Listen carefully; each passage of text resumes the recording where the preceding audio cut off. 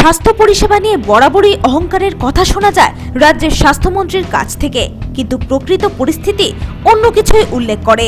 রোগীদের পচা ও বাসি খাবার পরিবেশনের অভিযোগ এনে প্রতিবাদ করে রোগীর পরিজনেরা। তাদের বক্তব্য, হাসপাতালের পরিষেবা খুবই সংকটজনক।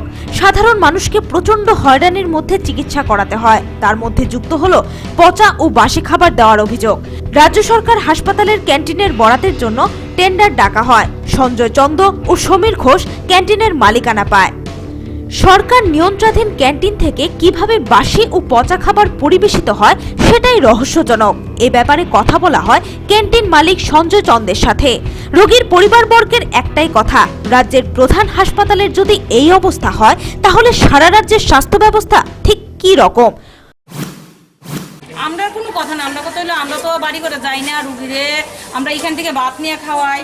ভাতটা খারাপ করছে, আমরা যদি এরকম ভাবে খারাপ ভাত খাওয়াই তো আমরা রুগী তো এমনি মরে যাবো গা, গ্যাসের রুগী। তারা কইছি, যারা খাওয়ান দিছে তারা কইছে যে এটা ভাতটা এমন গেলে গা, তারা কোনো কথা কইছে না, কথা না কয়ে গেছে গা। তো আমি রুগীর লেগে ভাত লেগে গেছি, মানে রুগী পেতে যাবো, এই কথা ভাত আমি খাইতে পারতাম না। ভাত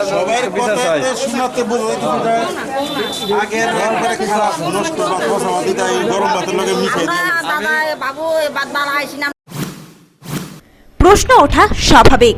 অন্যদিকে রাজ্য স্বাস্থ্য দপ্তর বারবার যে অহংকারের প্রকাশ করেন তা কিন্তু কোনোভাবেই শোভা পায় না। রোগীর পরিবারের মানুষের আরও ক্ষোভ, চিকিৎসা পরিষেবাও প্রচন্ড খারাপ। তারা এ বিষয়ে অবিলম্বে সরকারের হস্তক্ষেপ দাবি করেন। শাসক গোষ্ঠী যতই রাজ্যকে স্বর্ণরাজ্য বলে দাবি করেন না কেন, বস্তুত রাজ্যের অন্যান্য বেহাল পরিষেবার মতো স্বাস্থ্য ব্যবস্থাও প্রচন্ডভাবে খারাপ। সবকিছু জেনেও বোবা হয়ে রয়েছে স্বাস্থ্য দপ্তর। রোগীর পরিজনেরা বারবারই অভিযোগ তুলছে সরকারের ব্যর্থতার উপর। এবার প্রশ্ন, সরকার পরিস্থিতির উন্নয়নে কি ব্যবস্থা নেবে? Bureau report, news vanguard.